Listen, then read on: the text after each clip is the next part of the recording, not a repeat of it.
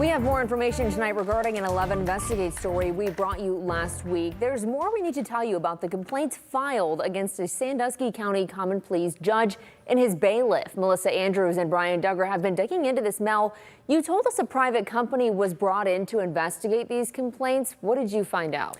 The big thing we found out is the county told us that this judge is responsible for disciplining himself and his bailiff. As part of that discipline, Judge John Ickes hired the Columbus consulting firm Clemens Nelson to investigate these complaints. It found the Sandusky County courthouse appears more like a fraternity house than a place of law and order. 3 courthouse employees filed discriminatory harassment allegations against Judge John Ickes earlier this year, and 1 filed a complaint against Ickes' bailiff, Candace Talbot, for harassment and retaliation. Ickes, who is an elected official, hired the HR consulting firm Clemens Nelson to investigate the complaints.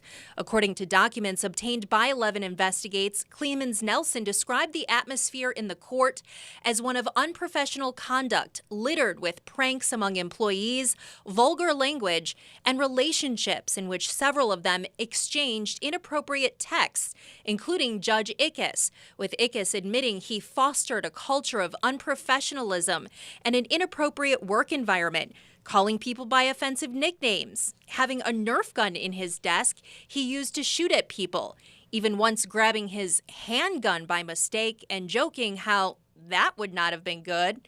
Here's a quote from Clemens Nelson on its findings. As a judge and a person in a position of power, there is a responsibility to ensure that this type of behavior in the workplace does not exist, and employees are free from unwelcome and offensive behavior.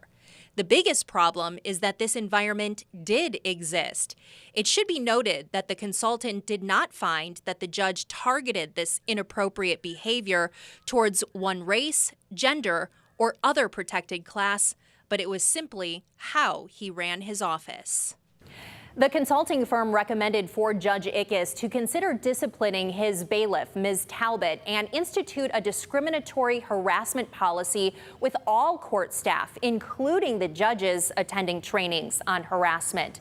Judge Ickes told us some training has been done on his end, and there will be changes to the employee handbook. Ms. Talbot also had to complete an anti-harassment in the workplace 1-hour training, which she did last week. According to her personnel file, this is her 2nd workplace violation since 2021, and any further instances could bring more discipline or her firing.